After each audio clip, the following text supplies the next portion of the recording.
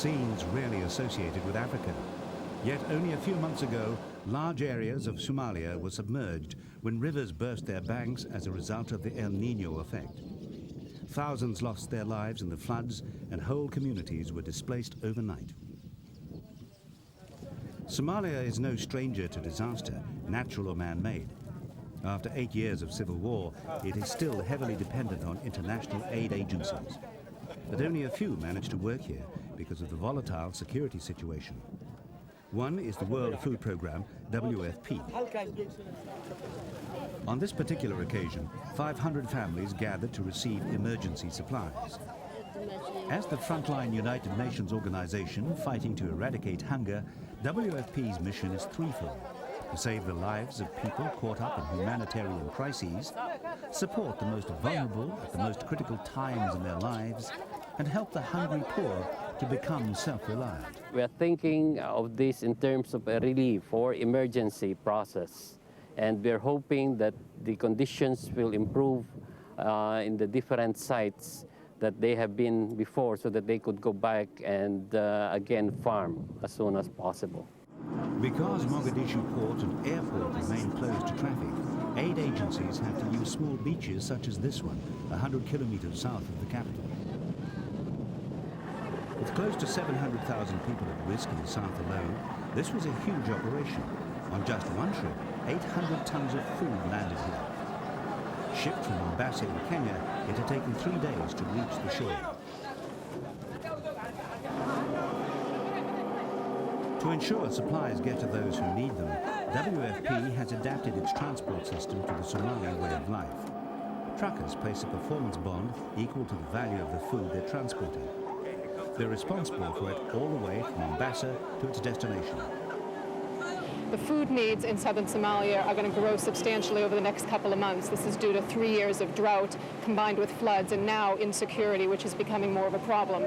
This small beach area that you see right here is actually not a working port, but what we're doing is using it because the main port of Mogadishu has been closed for several years now, and now this is really our lifeline to bring in relief food for tens of thousands of people in southern Somalia who are relying on it and who will need it over the next couple of months to be able to survive. With their precious cargo, the truckers journey on with armed guards to the interior, across boundaries often controlled by rival clans. Drought and crop failure are now reported in areas of the south, affecting hundreds of thousands of people. Another famine may be looming. But in Juba district, people are working to rebuild the infrastructure on which food production depends. Most irrigation channels along the Shebeli River fell into disrepair after the war broke out in 1991. A 6-kilometer canal has now been restored. Apart from its more immediate appeal, it will draw water to 1,500 hectares of parched land. The crops don't grow overnight, so farmers are helped through to self-reliance under a food for work scheme.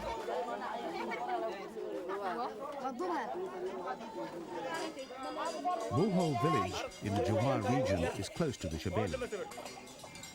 The villagers have access to water, and they also grow crops, but until recently they couldn't sell their produce elsewhere. There was no road to the next village a few kilometers away. Life is even harder on this side of the Shebeli. There's a noticeable lack of fresh produce. Local artisans sharpen their skills, hoping against the odds to attract a buyer or two. But to no avail. Even from an early age, earning a living is often a matter of life and death in these communities. Here too, through its Food for Work program, WFP and its partner World Vision provided food rations to workers in return for clearing a 12-kilometer stretch of road to the next market. Up to 1,000 people have benefited from the road. With their animals, farmers from surrounding areas can now travel, bring their produce to market, and reap the benefits of their own efforts. But far off to the north in Hargeisa, capital of Somaliland, there's an even greater sense of security, almost of well-being. Somaliland declared itself independent in the early 90s, and in contrast to southern cities, Hargeisa and its 400,000 residents are thriving.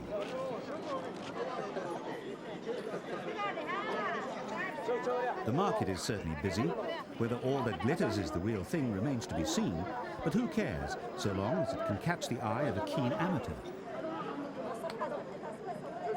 Food too, at times, all too scarce in the south, is available here. Hargeisa has gained from its location, far from its southern counterpart Mogadishu. It's no longer a battleground between feuding warlords, though there's ample evidence that it was once. This was a theatre, one of many casualties of the Civil War. But there are signs of revival amidst the ruins. Somaliland is determined to do business. These satellite dishes adorn the roof of a brand new theatre. However, there are still thousands of families displaced by the fighting in refugee camps on the outskirts of town. And among them, many children looking for a home. 300 of them, at least, have found it here. They're Somaliland's orphans. Many lost their parents in the war. Others were abandoned. Their mothers may have been unwed, widowed, or just totally destitute.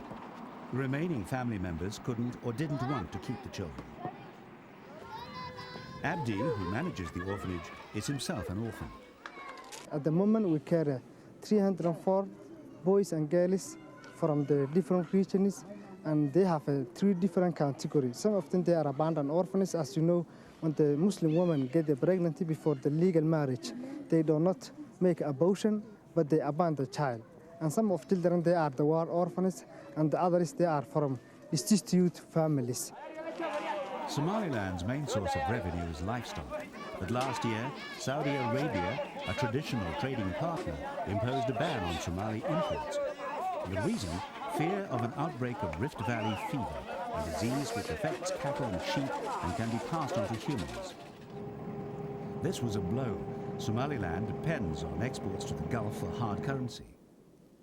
As a result of the Civil War, much of the North's infrastructure too was destroyed. The legacy is still all too evident. Worse perhaps, large areas of the countryside were mined. Between 1 and 2 million landmines were laid. Most of them in the northwest, notably in and around the northern port of Burao, which was the scene of prolonged fighting as recently as 3 years ago. A demining operation is now underway involving the United Nations Development Programme with help from highly skilled experts. A special effort was made to involve elders and clan leaders in the selection of local teams to maintain a balance acceptable to all. Former fighters also joined. It's a slow and dangerous job. At the moment we only have 6 teams, and I believe we need to get to about a minimum of 20 teams to be effective. But that would cost a lot of money compared to what we've got at the moment. Women too have enrolled. Some play an active part in alerting local families to the hidden dangers. When we started in the minefield, because there were a lot of people passing by in the roads, a lot of animals which are not aware what's going on in that area. So we collected the families around that area, some women to make aware of the children and their animals to avoid getting into that minefield. Women and children who collect firewood and herd the animals are often the first victims. During recent fighting, the 90,000 residents of one town, Burao, fled. They're still displaced several years on, waiting for landmines to be cleared so they can go home. In central regions, lack of water is another recurrent problem when the rains fail. But there is water at about 20 meters deep. A trek to the well is a time-consuming chore performed from a young age. But to make their own wells, farmers in Galkayo district joined a food for work scheme. They had to dig deep, despite temperatures of over 30 degrees Celsius. But they managed to reach the water table, and now the whole community is beginning to reap the benefits. Up to 1,000 farmers and their families hope they'll be able to irrigate their parched land soon. Then they can grow crops, food for themselves and fodder for the animals. The northeastern port of Bosaso is in complete contrast. It's been handling large quantities of cargo to and from all continents and exports of livestock from the interior until the Saudi ban. Despite this economic downturn, Bosaso is looking to the future. Here, children deprived of schooling for too long get a chance to catch up.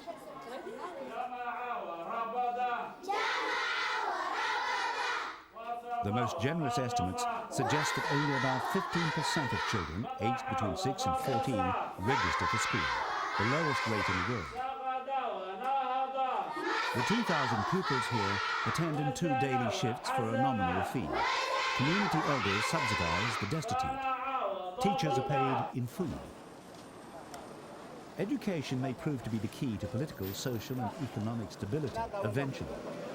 For now, war is on hold. That in itself is encouraging. If the general hustle and bustle of the harbour are anything to go by, people want to put the past behind them and start afresh. But start where? While Somalia can't feed itself, what seems to matter most to the port authorities is to resume exports of livestock. The main export here, our area, is the livestock. And livestock was banned in last year. And since the ban was taken place, according to the statistics we have, at least 20 or 30% of our livestock export was reduced. In a country that relies on food aid just to keep hunger at bay, it seems ironic that selling meat abroad should matter so much.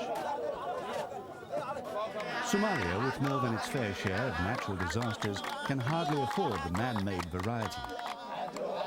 But whatever the future holds, it will need help for a long time to come.